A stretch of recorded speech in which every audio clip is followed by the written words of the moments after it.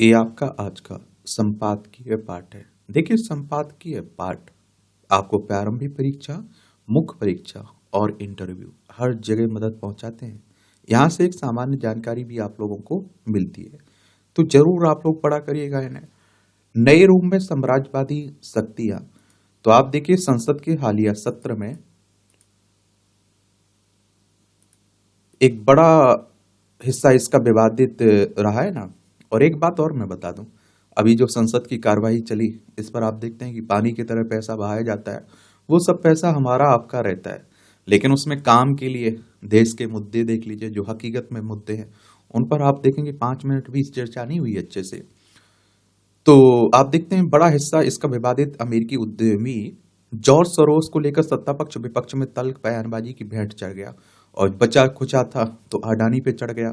अडानी की वजह से सोरोस उस अधिनायकवादी और साम्राज्यवादी विचारधारा के प्रतीक हैं जो अपने वैश्विक दृष्टिकोण, व्यापारिक रणनीतिक हितों के लिए वैश्विक भूगोल, इतिहास और संस्कृति को बदलने पर आमादा है। और आप देखते हैं कि यह याद रहे कि पारंपरिक औपनिवेशिक के निवेशवाद के दिन अब लद चुके हैं। अब ना तो सैन्य बल से किसी समाज को नष्ट किया जाता है, और ना ही किसी देश पर कब्जे से। और इसके बावजूद साम्राज्यवादी मानसिकता का अंत नहीं हुआ, उसने केवल अपना चोला बदला है। अब इसके इतिहास सांस्कृतिक, सामाजिक, मजहबी और आर्थिकी पर गढ़ा जाने वाला नैरेटिव है। विदेशी ताकतें लक्ष्य देशों में बिकाऊ लोगों की एक फौज खड़ी करती है, और जो लोग इशारा मिलते ही उनके बनाए नैरेटिव पर अपने देश को विरूपित करना शुरू कर देते हैं। इससे माहौल बिगड़ना शुरू हो जाता है। अपने कुत्सित इरादों की पूर्ति के लिए सोरोस ने दुनिया भर में दांव लगाए हैं, और इसी कड़ी में एक 94 वर्षीय सोरोस ने कई अमेरिकी मीडिया संस्थाओं में निवेश किया है। उनकी कुल संपत्ति $44 अरब है, जिसका बड़ा हिस्सा उन्होंने मानवाधिकार लोकतंत्र के नाम पर खर्च किया है। और इस उपक्रम का उद्देश्य दुनिया को अपने कल्पना के अनुरूप ढालना और अपने एजेंडे को आगे बढ़ाना है। यही कारण है कि सोरोस पर दुनिया के कई देशों की राजनीतिक और समाज को प्रभावित करने का आरोप है। 1992 में इंग्लैंड के बैंकों को बर्बाद करने, अकूत संपत्ति धन अर्जित करना, 1997 में थाईलैंड की करेंसी की कुगणना, 2002 में फ्रांसीसी अदालत द्वारा अनैतिक अनधिकृत व्यापार का दोषी ठहराया जाना, और कई देशों द्वारा सोरोस की संस्थाओं पर जुर्माना प्रतिबंध लगाना इसके कुछ उदाहरण हैं। सोरोस और उनकी संस्था अपने नापाक एजेंडे की पूर्ति के लिए अक्सर समाज सेवा और परोपकारी का मुखौटा लगाए रहती है। भारत सहित तमाम देश विदेशी ताकतों के व्यापक हस्तक्षेप के भुक्तभोगी रहे हैं। इसके प्रभावों की गहन पड़ताल भी हुई है। राजनयिक नरेंद्र सिंह सरीला ने अपनी पुस्तक विभाजन की असली कहानी में लिखा है कि अंग्रेजों ने दुनिया के इस हिस्से में अपनी पकड़ मजबूत करने के लिए भारत का विभाजन करके इस्लामी पाकिस्तान को जन्म दिया। ये आप लोग पाकिस्तान जो देखते हैं ना, ये 1947 तक हमारा हिस्सा हुआ करता था। लद्दाख, जम्मू कश्मीर, पंजाब, राजस्थान, गुजरात, 5 राज्यों की सीमा लगती है हमारी इससे। तो आप देखते हैं कि इसके लिए अंग्रेजों ने भारतीयों का ही उपयोग किया, और अब सोरोस जैसे लोग भी उसी काम में लगे हैं। बीते दिनों सीरिया में जो हुआ वह किसी से छिपा नहीं है। उससे पहले बांग्लादेश भी नाटकीय घटनाक्रम का साक्षी रहा है। यह सब विदेशी शक्तियों के हस्तक्षेप संघर्ष का परिणाम रहा है। ऐसे में सोरोस का भारत के आंतरिक मामले में बार बार दखल देना उन्हें मिल रहा प्रत्यक्ष परोक्ष भारतीय समर्थन हमें इतिहास के काले पन्नों की ओर ले जाता है। क्रूर आक्रांता औरंगजेब की मृत्यु के बाद भारत में मुगल शासन कमजोर पड़ा, तो मराठा परचम अटक से कटक तक लहरा रहा था। और तब सूफी प्रचारक शाह वली उल्लाह देहलवी ने अफगान शासक अहमद शाह अब्दाली को भारत पर याद देखिए आक्रमण के लिए लंबी चिट्ठी लिखी, क्योंकि वह काफिर मराठों को पराजित कर भारत में पुनः इस्लामी राज्य स्थापित करना चाहता था। और जब 1761 में पानीपत की तीसरी लड़ाई हुई, तब वजी उल्लाह द्वारा आमंत्रित अब्दाली को भारत में पश्तून, रोहिल्लाओं और बलूचियों, शुजाउल्लाह आदि नवाबों के साथ स्थानीय मुस्लिमों का समर्थन मिला। उन्होंने मिलकर मराठों को पराजित कर दिया, और इसने मराठाओं का बल घटा दिया, जो वर्ष 1803 में के दिल्ली पटपड़गंज युद्धों में मराठों की अंग्रेजों के हाथों मिली पराजय का एक बड़ा कारण बना। वजीउल्लाह के विचार ही तालिबान के आधार रहे। यदि 18वीं शताब्दी में अपनों ने अब्दाली को बुलाया नहीं होता, या फिर मीर जाफर जयचंद ने अपनों को धोखा नहीं दिया होता, तो संभवतः भारत का इतिहास कुछ और होता। दुर्भाग्य से अब भी बहुत कुछ वैसा ही है। और अपने निःस्वार्थ की पूर्ति हेतु आज भी कई अपने आत्मसम्मान और हितों को दांव पर लगा रहे हैं। कई अवसरों पर कांग्रेस के शीर्ष नेता राहुल गांधी असंतोष जता चुके हैं। अमेरिका या कोई यूरोपीय देश भारत के आंतरिक मामले पर कुछ क्यों नहीं पर कुछ क्यों नहीं बोलते। अगस्त 2020 में पूर्व राष्ट्रीय सुरक्षा सलाहकार शिवशंकर मेनन की भी एक लेख के माध्यम से तत्कालीन अमेरिकी राष्ट्रपति डोनाल्ड ट्रंप द्वारा मोदी सरकार को अपनी नीतियां लागू करने के लिए फ्री पास देने पर आपत्ति जता चुके थे। ऐसे उदाहरण अंतहीन है। ब्रिटिश राज से पहले भारत विश्व की बड़ी आर्थिकी महाशक्ति था। पहले अंग्रेजी दास्तां स्वतंत्रता के 50 वर्ष के लिए वामपंथी प्रेरित समाजवादी विचारधारा ने भारत का दिवाला निकाल दिया। भारतीय उद्यमिता को 1991 की आर्थिक सुधारों के बाद नया जीवन मिला और 2014 के बाद उसे तेजी के नए पंख लगे। आज भारत दुनिया की तीसरी बड़ी आर्थिक शक्ति बनने की ओर अग्रसर है। वैश्विक राजनीति में भारत अग्रिम देशों की पंक्ति में है। ऐसे में कोई आश्चर्य नहीं है कि कुठित उपनिवेशिक शक्तियां भारत की विकास की गाड़ी को पटरी से उतारना चाहती हैं। अफसोस है कि हमारे एक वर्ग ने इतिहास से कुछ सीखा नहीं है और वह सत्ता हथियाने हेतु वह भी पुरानी गलतियां दोहरा रहा है। स्तंभकार हाल में प्रकाशित tryst with Ayodhya decolonisation of India पुस्तक के लेखक हैं। इनका नाम है बलवीर पुंज। इनके द्वारा यह आर्टिकल लिखा गया है। हो सकता है कि आप में से बहुत सारे लोग इनसे सहमत ना हो, बहुत सारे लोग सहमत हों। तो देखिए, इनके अपने विचार है। ठीक है, आप लोग क्या सोचते हैं, अपनी राय दे सकते हैं। सौर और आप देखिए सरल बने टैक्स की व्यवस्था। हाल ही में जीएसटी वस्तु एवं सेवा कर काउंसिल की बैठक में जीएसटी के सरलीकरण एवं राहत संबंधी कई महत्वपूर्ण निर्णय लिए गए। जीएसटी 2017 में आया था। छोटे कर्जदारों को राहत दी गई। अब ऋण शर्तों का पालन नहीं करने पर ऋणदाताओं द्वारा जो जुर्माना लगाया जाएगा उस पर कोई जीएसटी नहीं लगेगा। खास किस्म के फोर्टिफाइड चावल पर जीएसटी कम किया गया। कैंसर की जीन थेरेपी को कर मुक्त किया गया। साथ ही पुराने वाहनों की बिक्री पर कर की दर को 18% कर दिया गया। और यहाँ भी आप देखते हैं कि यह भी उल्लेखनीय है कि सरकार ने आयकर अधिनियम सरल बनाने के लिए मुख्य आयकर आयुक्त बीके गुप्ता की अध्यक्षता में एक समिति गठित की है और यह समिति कर सिफारिशों रियायतों को तर्कसंगत बनाने, कर गणना के तरीकों का स्तर बढ़ाने, इसे विश्व स्तरीय बनाने और अपील करने की व्यवस्था में जटिलता कम करने संबंधी सुधारों पर तेजी से काम कर रही है। समिति की रिपोर्ट के आधार पर नए आयकर विधेयक का मसौदा तैयार किया जाएगा। वास्तव में आयकर अधिनियम 1961 की करीब 90 धाराएं अप्रासंगिक हो चुकी हैं और ये धाराएं विशेष आर्थिक क्षेत्र, दूरसंचार, पूंजीगत लाभ सहित कर, छूट एवं कटौती जैसे मामलों में कारगर नहीं रह गई हैं और इनमें सुधार होने से कानूनी जटिलताएं और मुकदमेबाजी में काफी कमी आएगी और कर कटौती प्रक्रिया अधिक सरल एवं पारदर्शी होगी। पिछले एक दशक में प्रत्यक्ष एवं अप्रत्यक्ष करों में सुधारों का सिलसिला तेज हुआ है और इससे देश की अर्थव्यवस्था को मजबूती मिली है। देश में अंग्रेजों ने 1922 में आयकर की शुरुआत की थी। आजादी के बाद 1961 में आयकर अधिनियम लागू किया गया, लेकिन इसमें कार्यान्वयन संबंधी जटिलताएं रहने से विभिन्न रियायतों और छूटों के कारण कर अनुपालन में मुश्किलें भी बढ़ती हैं। यद्यपि इन कमियों को दूर करने के लिए प्रयास किए जाते रहे, लेकिन पिछले एक दशक से आयकर कानून में जो अहम सुधार किए गए उससे आयकरदाताओं को सुविधा मिलने के साथ ही उनकी संख्या बढ़ाने में भी मदद मिली है और इनमें देश भर में करदाताओं के लिए लागू फेसलेस अपील व्यवस्था, टैक्स पेयर चार्टर और फेसलेस असेसमेंट जैसे बड़े आयकर सुधार प्रमुख है। इसके अलावा नॉन फाइलर्स मॉनिटरिंग सिस्टम के जरिए ऐसे लोगों की पहचान की जाती है जिन्होंने हाई वैल्यू ट्रांजैक्शन किया लेकिन आयकर रिटर्न दाखिल नहीं किया और इसके कारण पिछले 10 वर्षों में आयकर संग्रह में करीब 182% की वृद्धि देखी गई है। वित्त वर्ष 2023-24 में आयकर संग्रह लगभग 4 गुना बढ़कर 10.45 लाख करोड़ रुपए रहा और मौजूदा वित्त वर्ष में 2024-25 में पिछले वर्ष से अधिक आयकर रिटर्न और आयकर प्राप्ति की संभावना दिखाई दे रही है। आयकर संबंधी सुधारों से जिस तरह आयकर दाताओं की संख्या और आयकर राशि में तेजी से इजाफा हुआ, उसी तरह जीएसटी के लागू होने से अप्रत्यक्ष करों में हुआ है। जीएसटी के तहत 17 केंद्रीय और राज्य स्तरीय टैक्स के साथ साथ करीब 23 अलग अलग तरह के उपकरों को समाहित किया गया। जीएसटी विनिर्माताओं, कारोबारियों, निर्यातकों और आम लोगों के लिए लाभप्रद बन गया। जीएसटी लागू होने के पूर्व वित्त वर्ष 2016-17 में अप्रत्यक्ष कर संग्रह केंद्रीय उत्पाद शुल्क, सेवा कर और सीमा शुल्क आदि से करीब 8.63 लाख करोड़ रुपए की प्राप्ति हुई थी। जीएसटी के बाद टैक्स संग्रह तेजी से बढ़ रहा है। पिछले वर्ष 2023-24 में जीएसटी संग्रह 20.18 लाख करोड़ रुपए पहुंच गया है, जो पूर्ववर्ती साल के मुकाबले 11.7% अधिक था और चालू वित्त वर्ष में अप्रैल से नवंबर के बीच जीएसटी संग्रह पिछले वर्ष की इस अवधि के मुकाबले 9% बढ़कर 14.56 लाख करोड़ रुपए हो गया है।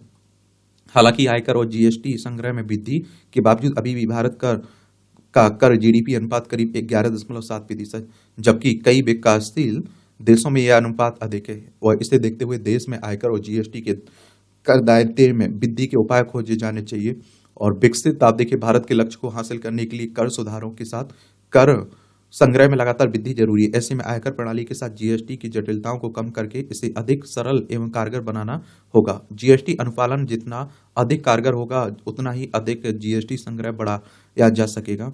इसके अलावा जीएसटी चोरी के खिलाफ अभियान चलाया जाना चाहिए होगा, क्योंकि अभी कई कारोबारी फर्जी बिल के साथ इनपुट टैक्स क्रेडिट का लाभ उठा रहे हैं। साथ ही जीएसटी दरों के साथ जीएसटी जीएसटी स्लैब को कम किया जाना चाहिए और जीवन स्वास्थ्य बीमा की खरीदारी पर लगने वाले 18% जीएसटी में राहत दी जानी चाहिए। क्विक कॉमर्स कंपनियों पर लगने वाले जीएसटी को लेकर निर्णय लिया जाना चाहिए। पेट्रोलियम उत्पादों और रियल एस्टेट को भी जीएसटी के दायरे में लाया जाना चाहिए।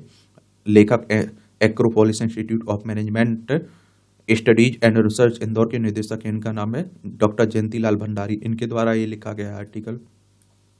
इच्छा, तो मनुष्य के मन में अनेक अनेक इच्छाएं नित्य उत्पन्न होती रहती हैं। ऐसा नहीं कि मनुष्य की समस्त इच्छाएं कामनाएं पूर्ण ही होती हैं, कुछ शेष भी रह जाती हैं। जब मनुष्य की कोई इच्छा पूर्ण होती है तो वह सुख का अनुभव करता है और खुश होता है। जब कोई इच्छा पूर्ण नहीं होती है तो दुखी होता है। यह मानवीय स्वभाव की विडंबना है। और मनुष्य को अपने मन मस्तिष्क को सदा सकारात्मक रखना चाहिए। किसी प्रकार के स्वार्थ लोभ का भाव मन में नहीं होना चाहिए। इच्छा पूर्ण अपूर्ण होने की स्थिति में खुश या दुखी होना मनुष्य की स्वाभाविक प्रक्रिया है, लेकिन लोगों को संतों की तरह दुख सुख से परे होने का प्रयास करना चाहिए। जो हुआ तो सो हुआ, नहीं हुआ सो नहीं हुआ। पीछे की बातों में उलझने से आगे बढ़ना मुश्किल होता है। आगे की बात व्यक्ति सोच नहीं पाता है और पीछे की बातों पर अफसोस करने में व्यक्ति उलझा रह जाता है। जो अपूर्ण इच्छा है उसे पूर्ण करने में सदा कर्मठता पूर्वक जुटे रहते हैं। हो सकता है कि भविष्य में अपूर्ण हो जाए, क्योंकि जिस कार्य में मेहनत की जाती है उसका फल कभी जरूर मिलता है। देर भले पर कर्म का फल अवश्य मिलता है। ज्ञानी लोगों की इच्छा कभी अपूर्ण नहीं रहती। वे प्रभु भक्ति करके सब कुछ पा लेते हैं। प्रभु के दरबार में कुछ दुर्लभ नहीं है, किंतु व्यक्ति प्रभु का भक्त बन जाए तभी ऐसा संभव है। प्रभु किसी तरह से अपने भक्त को अभावग्रस्त नहीं रहने देते हैं। भगवान भक्ति की इच्छा को जानते हैं, क्योंकि वे अंतर्यामी हैं। भक्ति की इच्छा भगवान की इच्छा होती है। जब सुदामा ने श्री कृष्ण की शरण ली तो सुदामा को सब प्राप्त हो गया। इसलिए प्रभु भक्ति की इच्छा जागृत करना जीवन के कल्याण के लिए सर्वश्रेष्ठ है। अच्छा कॉलम लिखा जाता है, सीखा करिएगा, पढ़ा करिएगा।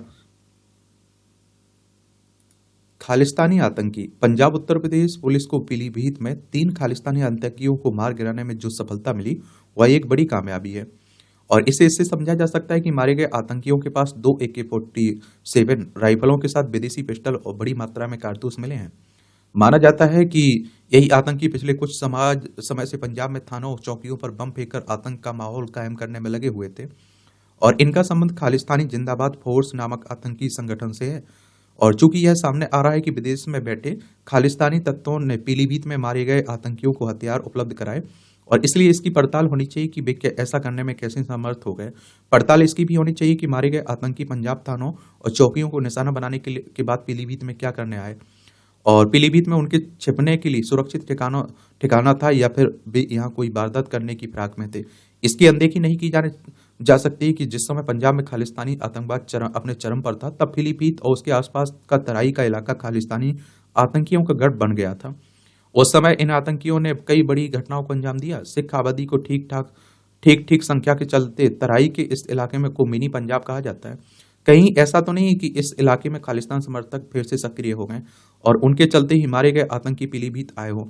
जो भी हो, यह ठीक नहीं है कि पंजाब में खालिस्तानी आतंकियों का दुस्साहस बढ़ता जा रहा है। खालिस्तानी आतंकियों के बढ़ते दुस्साहस का पता इससे चलता है कि बीते कुछ समय से पंजाब में एक के बाद एक 8 थानों और चौकियों में बम से हमला हो चुके। इन हमलों की जिम्मेदारी खालिस्तानी आतंकी संगठनों ने अपने सिर ली है। इनमें से एक संगठन खालिस्तान जिंदाबाद फोर्स भी है, और पंजाब में थानों और चौकियों को निशाना बनाए जाने की घटनाओं का आकलन करने वाली राष्ट्रीय जांच एजेंसी ने आशंका जताई कि विदेश से संचालित खालिस्तानी आतंकी संगठन पंजाब में कोई बड़ी वारदात करने की ताक पे है। और यह आशंका कितनी प्रबल है इसका पता इससे चलता है कि चंडीगढ़ में पंजाब पुलिस मुख्यालय की सुरक्षा बढ़ा दी गई। यह ठीक है, कुछ खाली पड़ी पुलिस चौकियों पर भी बम फेंके गए, लेकिन इन घटनाओं से यह तो पता चलता ही है कि खालिस्तानी आतंकी बेलगाम हो रहे हैं। और अब जब पीलीभीत की घटना से यह स्पष्ट हो रहा है कि पाकिस्तानी आतंकी पड़ोसी राज्यों में पैर पसार रहे हैं, तो पंजाब, ये आप देखिए कि खालिस्तानी आतंकी, ये जो पंजाब पुलिस को ऐसे सभी राज्यों और खासकर उत्तर प्रदेश, उत्तराखंड, हरियाणा, हिमाचल प्रदेश आदि की पुलिस से अपना सहयोग समन्वय बढ़ाना चाहिए। ये आप देखेंगे ना, देखिए ये पाकिस्तान है, ये पंजाब, इसके आसपास के क्षेत्र को मिलाकर खालिस्तान देश बनाने की मांग एक करते रहते हैं। ठीक है, तो उसी की बात हो रही है।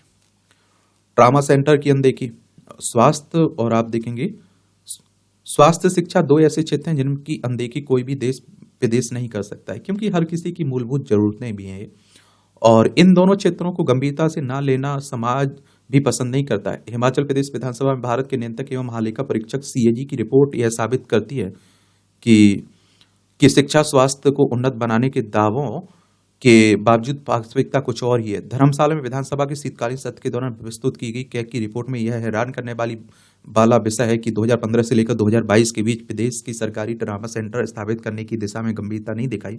इससे भी बड़ी हैरानी इस बात की कि केंद्र सरकार से 8 ट्रामा सेंटर खोलने के लिए केंद्र एवं प्रदेश सरकार ने 38 करोड़ रुपए जारी किए। पैसा होने के बावजूद इस दौरान प्रदेश में सिर्फ एक ट्रामा सेंटर ही स्थापित हो पाया। इस वर्ष शिमला में कि इंदिरा गांधी मेडिकल कॉलेज और अस्पताल में दूसरा टर्म पर ट्रामा सेंटर शुरू हुआ है। हिमाचल प्रदेश जैसे कठिन भौगोलिक परिस्थितियों वाले प्रदेश में ट्रामा सेंटर का महत्व कोई रहस्य नहीं है। दुर्भाग्यपूर्ण है कि बड़ी दुर्घटनाएं होने के बाद घायलों का उपचार करवाने के लिए स्वजन को चंडीगढ़, लुधियाना या जलंधर के अस्पतालों में भटकना पड़ता है। यह समय अत्यंत संवेदनशील होता है और स्वजन को जीवित बचाने के लिए मशक्कत करनी पड़ती है। आशा करनी होगी कि प्रदेश सरकार इस रिपोर्ट को गंभीरता से लेगी और केंद्र से मिले पैसे का सदुपयोग कर लोगों को राहत पहुंचाने के लिए ट्रामा सेंटर स्थापित करने के प्रयास तेजी लाएगी। अब पैसा है लेकिन करना नहीं चाह रहे हैं, तो देख लीजिए। ये आप देखेंगे कि ये है हिमाचल प्रदेश, शिमला इसकी राजधानी, दूसरी राजधानी इसका धर्मशाला है और इसकी अंतर्राष्ट्रीय सीमा चाइना से लगती है। राज्यों में लद्दाख, जम्मू कश्मीर, पंजाब, हरियाणा, उत्तर प्रदेश, उत्तराखंड से लगती है। 1858 में इसकी स्थापना हुई थी सीएजी और इसकी आप देखते हैं कि अनुच्छेद 148 को पढ़ते हैं ना, इसमें इसकी स्थापना की बात की गई। मलेरिया को रोकेंगे मच्छर, साफ सफाई रखा करिएगा आप लोग। मलेरिया के खिलाफ लड़ाई में एक नई और क्रांतिकारी खोज सामने आई है। विज्ञानी अब ऐसे टीके वैक्सीन पर काम कर रहे हैं जिसे मच्छरों के डंक के माध्यम से दिया जा सकता है। यह दृष्टिकोण टीकाकरण की पारंपरिक विधियों से बिल्कुल अलग है। मलेरिया उन्मूलन की दिशा में बड़ा कदम साबित हो सकता है। हाल ही में नीदरलैंड के शोधकर्ताओं ने मलेरिया का एक नया टीका विकसित किया है जो मच्छरों के माध्यम से इंसानों को दिया जाता है। इस टीके में प्लाज्मोडियम फाल्सीपेरम मलेरिया फैलाने वाले परजीवी का कमजोर जीन संस्करण डाला गया। यह परजीवी मलेरिया का संक्रमण नहीं फैलाता है लेकिन इंसान की प्रतिरक्षा प्रणाली को प्रशिक्षित करता है और इस परजीवी को जीन संपादित मच्छरों में डाला जाता है। जब ये मच्छर किसी व्यक्ति को काटते हैं तो उनकी लार के साथ कमजोर परजीवी इंसान के शरीर में प्रवेश करता है। परजीवी इंसान के शरीर में पहुंचने के बाद प्रतिरक्षा प्रणाली को सक्रिय करता है जिससे कि इंसानों को मलेरिया की गंभीर संक्रमण से बचाने में मदद मिल सकती है और दरअसल शरीर की प्रतिरक्षा प्रणाली से पहचान कर उसके खिलाफ एंटीबॉडी विकसित कर लेती है। वैज्ञानिकों द्वारा हालिया विकसित टीका सेकेंड जनरेशन वैक्सीन है जो मलेरिया के इलाज में कारगर साबित हो सकता है। इस टीके को GA2 वर्जन पैरासाइट नाम दिया गया। इसका 9 लोगों पर परीक्षण भी किया गया था जिसमें 8 लोगों को मलेरिया मुक्त पाया गया। इस पैरासाइट को मच्छरों में डाला जा सकता है ताकि जब ये इंसानों को काटे तब भी ये पैरासाइट इंसान के शरीर में चला जाए और इससे उनके शरीर में मलेरिया के खिलाफ प्रतिरक्षा विकसित हो जाए। यह विधि टीके की एक नई तरह की डिलीवरी सिस्टम बन सकती है जिससे मच्छरों को एक प्रकार की जीवित वैक्सीन वाहक बनाया जा सकता है। मलेरिया एक घातक और संक्रमक बीमारी है जिसका प्रमुख कारण प्लाज्मोडियम नामक परजीवी है जो संक्रमित मादा एनाफिलीज मच्छर के काटने से मानव रक्त में प्रवेश करता है और इस तकनीक को वैश्विक स्तर पर लागू करने के लिए बड़े पैमाने पर मच्छरों का उत्पादन उनकी सही प्रबंधन की चुनौती हो सकती है। यह तकनीक न केवल मलेरिया के खिलाफ एक प्रभावी हथियार हो सकती है बल्कि अन्य मच्छर जनित बीमारियों जैसे डेंगू और जीका वायरस के टीकों के विकास में भी मदद कर सकती है। यानी कि लोहे का इलाज लोहे से कर रहे हैं, समझ रहे हैं आप लोग, मच्छर का इलाज मच्छर से ही। ये टिप्पणियाँ रहती हैं, देखना हुआ करे तो इसकी PDF आपको एजुकेशन सर्कल प्लेटफॉर्म है ना टेलीग्राम पर, वहाँ डाल दी जाती है तो वहाँ से जाकर आप लोग डाउनलोड कर सकते हैं। मानसिक स्वास्थ्य पर सार्थक पहल, ये भी अच्छा लिखा जाता है। तो मानसिक स्वास्थ्य ऐतिहासिक रूप से भारत में सार्वजनिक स्वास्थ्य का सबसे उपेक्षित पहलू रहा है जो संक्रामक रोगों और बुनियादी ढांचे की कमियों की वजह से दबा हुआ था। आजादी के बाद से दशकों तक सरकारें राष्ट्र निर्माण के एक महत्वपूर्ण घटक के रूप में सार्वजनिक स्वास्थ्य को प्राथमिकता देने में विफल रही हैं। वर्तमान केंद्र सरकार ने इस समस्या को समझा और इस दिशा में क्रांतिकारी सुधारों का उद्देश्य इसे आप देखिए प्राथमिक स्वास्थ्य सेवा में एकीकृत करना एवं सभी के लिए सेवाओं को सुलभ, किफायती व न्यायसंगत बनाना है।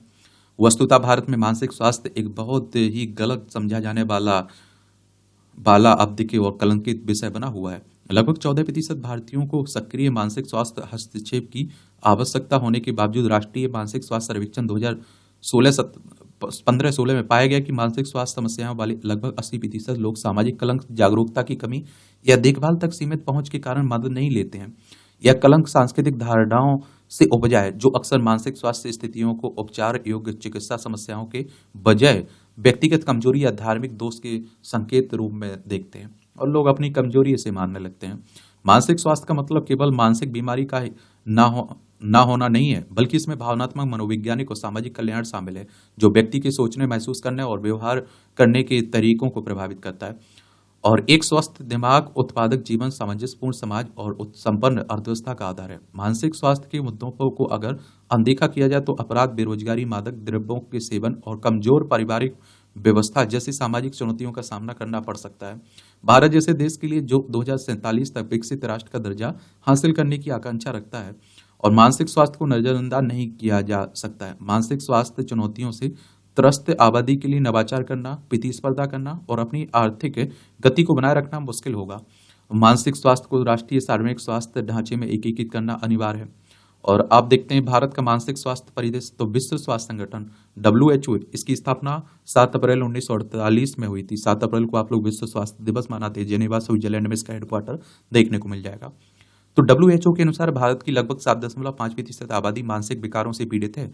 राष्ट्रीय मानसिक स्वास्थ्य सर्वेक्षण से पता चलता है कि लगभग 15% भारतीय वयस्कों को सक्रिय मानसिक स्वास्थ्य हस्तक्षेप की आवश्यकता है। मानसिक स्वास्थ्य खराब है, इसलिए पर्याप्त धन नहीं है। चौंकाने वाली बात यह है कि देश में प्रति 1 लाख लोगों पर एक से भी कम मनोचिकित्सक हैं, जबकि WHO ने प्रति 1 लाख पर 3 मनोचिकित्सक होने की सिफारिश की है। भारत में मानसिक स्वास्थ्य स्थितियों के कारण होने वाले आर्थिक नुकसान के अनुमान 2012 और 2030 के बीच लगभग 1 लाख करोड़ डॉलर है। सोचिए, ऐसे चौंकाने वाले आंकड़े मानसिक स्वास्थ्य को संबोधित करने के लिए मजबूत नीतियों और बुनियादी ढांचे की तत्काल आवश्यकता को रेखांकित करती है। अमेरिका मानसिक स्वास्थ्य पर सालाना 238 अरब डॉलर से अधिक खर्च करता है, जहां हर 1 लाख लोगों पर लगभग 12 मनोचिकित्सक हैं। और इसी तरह यूरोप में मानसिक स्वास्थ्य प्रणाली अच्छी तरह से विकसित है, और जहां जर्मनी जैसे देश हर 10,000 लोगों पर 18 से अधिक मनोरोग विशेषज्ञ उपलब्ध कराते हैं। इस बीच चीन में 2013 में अपने पहले मानसिक स्वास्थ्य कानून के बाद से इसे और जागरूकता बढ़ी है। मानसिक स्वास्थ्य सेवा अधिनियम 2017 केंद्र सरकार ने मानसिक स्वास्थ्य संबंधी मुद्दों का समाधान करने की दिशा में एक महत्वपूर्ण कदम उठाया। और आप देखिए, मानसिक स्वास्थ्य सेवा अधिनियम 2017 प्रस्तुत किया गया था। संसद द्वारा अधिनियमित पारित होने के बाद मई 2018 में लागू हुआ था। इस अधिनियम का सबसे सकारात्मक पहलू यह है कि यह मानसिक बीमारी की स्थिति वाले व्यक्तियों के मुद्दों के रूप में इसे मान्यता देता है, और यह सुनिश्चित करता है कि मानसिक स्वास्थ्य की स्थिति वाले व्यक्तियों के साथ बहिष्कृत जैसा व्यवहार न किया जाए, बल्कि वे कानून के तहत देखभाल, उपचार और सुरक्षा के हकदार हों। यह अधिनियम मानसिक स्वास्थ्य देखभाल तक पहुंच के अधिकार को सुनिश्चित करता है। मानसिक स्वास्थ्य समीक्षा बोर्डों की स्थापना को अनिवार्य बनाना तथा उपचार से पहले सूचित सहमति की गारंटी देता है, जिससे रोगियों को सशक्त बनाया जाता है। और इस बीच तृतीयक मानसिक स्वास्थ्य सेवा को मजबूत करने के लिए सरकार ने 25 उत्कृष्टता केंद्रों को मंजूरी दी है, और 19 सरकारी मेडिकल कॉलेजों में मानसिक स्वास्थ्य विशेषताओं में 47 स्नातकोत्तर PG विभागों की स्थापना की गई। ग्रामीण और दूर दराज के क्षेत्रों में अभ्यास करने के लिए मनोचिकित्सकों और विशेषज्ञों के लिए प्रोत्साहन राशि पेश किए, और प्रमुख मानसिक स्वास्थ्य संस्थाओं में डिजिटल अकादमियों की स्थापना की, और इन अकादमियों ने 2018 से 42,488 से अधिक पेशेवरों को प्रशिक्षित किया है, मानसिक स्वास्थ्य पेशेवरों की कमी को दूर किया है और सुनिश्चित किया है कि गुणवत्तापूर्ण देखभाल सेवा भी सुलभ हो। मोदी सरकार ने 1.73 लाख से अधिक उप स्वास्थ्य केंद्रों SHC और प्राथमिक स्वास्थ्य केंद्रों PHC को आयुष्मान आरोग्य मंदिर में अपग्रेड किया है, और जिससे सुनिश्चित होता है कि मानसिक स्वास्थ्य सेवाएं जमीनी स्तर पर उपलब्ध हों। 767 जिलों में लागू जिला मानसिक स्वास्थ्य कार्यक्रम ने सामुदायिक स्वास्थ्य केंद्रों और प्राथमिक स्वास्थ्य केंद्रों तक सेवाओं का विस्तार करके भारत के मानसिक स्वास्थ्य ढांचे को मजबूत किया है। यह देखभाल का एक मजबूत नेटवर्क प्रदान करता है, जिसमें OPD, मनोसामाजिक परामर्श, आउटरीच कार्यक्रम व एम्बुलेंस सेवाएं जैसी आवश्यक सेवाएं प्रदान की जाती हैं। यह व्यापक दृष्टिकोण सुनिश्चित करता है मानसिक स्वास्थ्य हस्तक्षेप वंचित और कमजोर आबादी तक पहुंचे, इसके कल्याण के समग्र मॉडल को बढ़ावा मिले। और देखिए, एक और है, लोग अपनी कमजोरी बताने में डरते हैं। उन्हें लगता है कि हम बोलेंगे तो हम लोग हमारा मजाक उड़ाएंगे। कुशल कार्यबल के लिए स्वास्थ्य नीति। ग्लोबल इंश्योरेंस ब्रोकर्स द्वारा किए गए एक सर्वेक्षण में यह बात सामने आई है कि 46% भारतीय फर्मों का मानना है कि उन्हें अपने कर्मचारियों के लिए बेहतर मानसिक स्वास्थ्य सहायता की आवश्यकता है। यह मान्यता बढ़ते स्वास्थ्य बिलों को लेकर बढ़ती चिंताओं के बीच आई है, जो राजस्व वृद्धि और वेतन वृद्धि से कहीं अधिक है और जिससे व्यवसायों के लिए वित्तीय चुनौतियां बढ़ गई हैं। भारत में आप देखिए कार्यस्थल पर तनाव, लंबे समय तक काम करने, खराब कार्य जीवन संतुलन और सामाजिक एवं पेशेवर अपेक्षाओं को पूरा करने के लिए अत्यधिक दबाव से प्रेरित होता है। मोदी सरकार ने मानसिक स्वास्थ्य को बढ़ावा देने वाली नीतियों के माध्यम से कार्यस्थलों में मानसिक स्वास्थ्य को संबोधित करने के लिए महत्वपूर्ण कदम उठाए। उदाहरण के लिए 2017 का मानसिक स्वास्थ्य देखभाल अधिनियम कर्मचारियों के लिए मानसिक स्वास्थ्य सुरक्षा को अनिवार्य बनाता है और जिससे नियोक्ताओं के लिए मानसिक स्वास्थ्य की स्थिति वाले व्यक्तियों के साथ भेदभाव करना अवैध हो जाता है। मानसिक स्वास्थ्य के प्रति मोदी सरकार का बहुआयामी दृष्टिकोण एक स्वस्थ और अधिक उत्पादक भारत के लिए मजबूत नींव रख रहा है। प्रमुख परिणामों में आप देखिए आयुष्मान आरोग्य मंदिरों और टेली मानस के माध्यम से मानसिक स्वास्थ्य देखभाल तक बेहतर पहुंच और प्रारंभिक हस्तक्षेप को बढ़ाने के लिए प्राथमिक स्वास्थ्य देखभाल में मानसिक स्वास्थ्य को एकीकृत करना और उपचार की कमी को पाटने के लिए कुशल मानसिक स्वास्थ्य कार्यबल का विकास शामिल है। जैसा कि भारत 2047 तक एक विकसित राष्ट्र बनने के अपने महत्वाकांक्षी लक्ष्यों को प्राप्त करने का प्रयास करता है, मोदी सरकार ने एक मजबूत मानसिक स्वास्थ्य परिस्थितियां तंत्र बनाने के लिए अभूतपूर्व कदम उठाए, लेकिन आगे की राह में एक व्यापक मानसिक स्वास्थ्य रणनीतिक स्थापित करने के लिए निजी क्षेत्र और गैर सरकारी संगठनों, शिक्षाविदों के साथ सहयोग के साथ साथ अधिक पेशेवरों, निरंतर जागरूकता प्रयासों और बढ़े हुए निवेश की आवश्यकता। मानसिक स्वास्थ्य में मोदी सरकार के प्रयास भारत की स्वास्थ्य नीति सेवा नीति में एक आदर्श बदलाव को दर्शाता है। जमीनी स्तर पर हस्तक्षेप से लेकर डिजिटल प्लेटफॉर्म का लाभ उठाने और तृतीयक देखभाल को बढ़ावा देने तक इस समग्र कल्याण के लिए सरकार की प्रतिबद्धता को रेखांकित करते हैं। जैसे जैसे भारत एक विकसित राष्ट्र बनने की ओर अग्रसर होता है, मानसिक स्वास्थ्य एक प्राथमिकता बन जा रही है। इस महत्वपूर्ण मुद्दे को संबोधित करके सरकार न केवल व्यक्तिगत जीवन में सुधार कर रही है, बल्कि देश के सामाजिक आर्थिक ताने माने को भी मजबूत कर रही है। यह एक स्वस्थ भारत की सुबह है, जहां प्रत्येक नागरिक के मानसिक स्वास्थ्य की रक्षा की जाती है। भारत सही रास्ते पर है। हम यह सुनिश्चित कर सकते हैं कि मानसिक स्वास्थ्य एक विकसित राष्ट्र बनने की हमारी यात्रा का आधार बने। दशकों की उपेक्षा के बाद सरकार ने मानसिक स्वास्थ्य को वह प्राथमिकता दी है जिसका वह हकदार है, जिससे एक बार फिर साबित हो गया है कि भारत प्रगति के नए युग की ओर अग्रसर है। आप लोग क्या सोचते हैं? अपनी राय आप लोग दिया करिएगा, क्योंकि आपकी राय मायने भी रखती है भैया, क्योंकि प्रीलिम्स आपको देना है, मुख्य परीक्षा आपको देनी है। ये प्रदेश में बांग्लादेशी आतंकियों का बड़ा नेटवर्क पश्चिम बंगाल के संदर्भ में हो रहा है और यहाँ तक दिल्ली तक कहा जा रहा है कि आप देखेंगे कि बांग्लादेशी दिल्ली तक आकर बस गए हैं। देखिए ये पश्चिम बंगाल, कोलकाता इसकी राजधानी है। ये बांग्लादेश का पड़ोसी है ना, यहाँ से आसानी से लोग आकर यहाँ आ जाते हैं। कोलकाता इसकी राजधानी, इसकी सीमा उड़ीसा, झारखंड, बिहार, सिक्किम, असम, इसकी अंतर्राष्ट्रीय सीमा नेपाल, भूटान, बांग्लादेश से लगती है। ममता बनर्जी यहाँ की चीफ मिनिस्टर हैं। सीबी आनंद बोस राज्यपाल हैं। विधानसभा में 294 सीटें, राज्यसभा में 16 सीटें, लोकसभा में 42 सीटें, 88,752 वर्ग किलोमीटर में फैला हुआ है। पढ़ना हो तो पढ़ सकते हैं। डिजिटल उपनिवेशवाद से मुक्ति, आर्टिकल तो हर में कुछ ना कुछ मिल जाता है सीखने के लिए, लेकिन ज्यादा किसमें सीखने को लिए मिल रहा है? आपके एग्जाम के लिए क्या आंसर जरूरी है, वो मायने रखता है। आज के तकनीकी युग में इंटरनेट मीडिया ने हमारे संवाद और विचारों के आदान प्रदान करने के तरीकों को पूरी तरह से बदल दिया। वस्तुतः पश्चिमी इंटरनेट मीडिया प्लेटफॉर्म्स जैसे फेसबुक, एक्स और इंस्टाग्राम आदि हमारे डाटा का आर्थिक शोषण करने के साथ ही भारत की चुनावी प्रक्रिया, न्यायिक फैसलों और समाज में वैचारिक ध्रुवीकरण को भी व्यापक रूप से प्रभावित कर रहे हैं। फेक न्यूज, व्हाट्सएप और प्रोपेगेंडा कि इस दौर में भारत को अपने डिजिटल मंचों पर अधिक नियंत्रण और आत्मनिर्भरता की आवश्यकता बढ़ गई है। स्टेटिस्टिका की एक रिपोर्ट के अनुसार भारत में इंटरनेट यूजर्स की संख्या 90 करोड़ के पास पहुंच गई है और यह निरंतर बढ़ रही है। भारत में फेसबुक, इंस्टाग्राम, व्हाट्सएप, एक्स और यूट्यूब जैसे वैश्विक प्लेटफॉर्म सबसे अधिक प्रचलित हैं, लेकिन इनमें से अधिकांश कंपनियों का नियंत्रण पश्चिमी देशों, मुख्य रूप से अमेरिका के हाथों में है। हमारा अपना एक भी इंटरनेट मीडिया प्लेटफॉर्म नहीं है जो इन विदेशी ऐप्स के सामने खड़ा हो सके। भारत वैश्विक स्तर पर सबसे बड़े और तेजी से बढ़ते डिजिटल बाजारों में से एक है। अमेरिका और चीन के बाद भारत डिजिटल प्रौद्योगिकी के क्षेत्र में तीसरा सबसे बड़ा बाजार है। तकनीकी नवाचारों के मामले में भारत की स्थिति में पिछले कुछ वर्षों में काफी सुधार आया। हाल में आई ग्लोबल इनोवेशन इंडेक्स 2024 रैंकिंग में 133 देशों में भारत ने 39वां स्थान हासिल किया है, जो देश की बढ़ती तकनीकी और डिजिटल क्षमता का प्रमाण है। हालांकि इसमें अभी भी काफी सुधार की आवश्यकता है। पिछले कुछ वर्षों में इन विदेशी प्लेटफॉर्म पर डाटा सुरक्षा, फेक न्यूज और पक्षपातपूर्ण प्रचार का प्रभाव बढ़ा है। भारत की चुनावी प्रक्रिया में भी इन कंपनियों का हस्तक्षेप लगातार बढ़ रहा है। साल 2023 में यूनेस्को सोर्स द्वारा किए गए एक सर्वेक्षण का अनुसार देश में शहरी क्षेत्रों के 64% लोगों ने इंटरनेट मीडिया प्लेटफॉर्म्स को गलत सूचनाओं और फेक न्यूज का प्राथमिक स्रोत माना है। इन फेक न्यूज के प्रसार में खासकर फेसबुक, व्हाट्सएप और एक्स इनमें प्रमुख भूमिका निभाते नजर आते हैं। वहीं ये सांप्रदायिक हिंसा और दंगों के मामले में भी इंटरनेट मीडिया एक बड़ी वजह के रूप में सामने आया है। फेसबुक की एक इंटरनल रिपोर्ट के अनुसार वर्ष 2020 में हुए दिल्ली दंगों में फेसबुक और व्हाट्सएप पर 22,000 से अधिक ऐसे व्हाट्सएप और ग्रुप्स पाए गए जिसमें सांप्रदायिक नफरत फैलाई जा रही थी।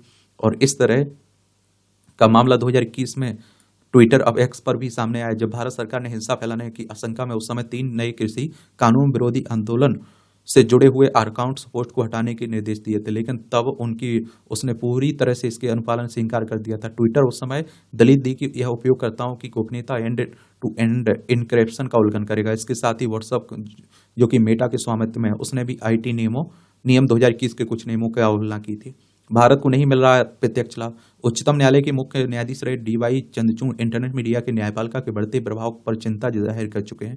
उन्होंने कहा कि कुछ इंटरनेट मीडिया समूह जनभावना के जरिए न्यायाधीशों पर दबाव बनाने की कोशिश कर रहे हैं। और आप देखेंगे कि हाल में एक्स और मेटा प्लेटफॉर्म पर फैसलों की ट्रोलिंग और जनभावनाओं के जरिए परोक्ष दबाव बनाने के मामले काफी बढ़ गए। मुश्किल यह है कि ये विदेशी कंपनियां भारत में काम करने के बावजूद पूरी तरह से भारतीय कानून के अधीन नहीं है और अक्सर अपनी वैश्विक नीतियों का हवाला देकर बच निकलती हैं। बात केवल यह नहीं है कि ये विदेशी कंपनियां भारत में प्रभाव बना रही हैं, बल्कि आर्थिक दृष्टि से भी यह देश को बड़ा नुकसान पहुंचा रही हैं। उदाहरण के लिए मेटा और एक्स जैसे प्लेटफॉर्म भारत में विज्ञापन से अरबों डॉलर कमाई करते हैं, लेकिन उनका बड़ा हिस्सा विदेश चला जाता है। मेटा की हालिया जारी आर्थिक रिपोर्ट के मुताबिक भारत से मेटा, जिसमें फेसबुक, व्हाट्सएप, इंस्टाग्राम शामिल है, इस साल भारत ने 22,000 करोड़ रुपए से अधिक राजस्व की कमाई की है, लेकिन इसका कोई प्रत्यक्ष लाभ सीधे भारतीय अर्थव्यवस्था को नहीं मिला। अब समय आ गया है कि जब भारत को चीन और रूस जैसे देशों से सीख लेकर अपने स्वदेशी इंटरनेट मीडिया का इकोसिस्टम बनाने की ओर कदम बढ़ाना चाहिए। आज भारत में तकनीकी आत्मनिर्भरता की दिशा में कई बड़े कदम उठाए जा रहे हैं। आधार और यूपीआई जैसे स्वदेशी प्लेटफॉर्म ने यह साबित कर दिखाया है कि हम तकनीकी चुनौतियों को कैसे संभाल सकते हैं। तमाम चुनौतियों के बाद भी अगर भारत अपनी इंटरनेट मीडिया प्रणाली विकसित करता है तो यह भारत पर थोपे जा रहे डिजिटल उपनिवेश का मुकाबला करने की दिशा में बड़ा कदम होगा। अब नागरिकों और सरकार का समर्थन प्राप्त हो तो स्वदेशी इंटरनेट मीडिया के लिए विशाल संभावना है, और जिससे भारत इस वैश्विक प्रतिस्पर्धा में आगे आ सके और डिजिटल उपनिवेशवाद से मुकाबला कर सके। और इस तरह से आप देखेंगे कि आज के संपादकीय पाठ की कहानी कवर होती है। आप लोग पढ़ते रहिए, एंजॉय करते रहिए। आपका कोई सवाल हो, मेरे लिए सुझाव हो तो बता सकते हैं। मेरी तरफ से शुभकामनाएं, ईमानदारी से मेहनत करिए। धन्यवाद।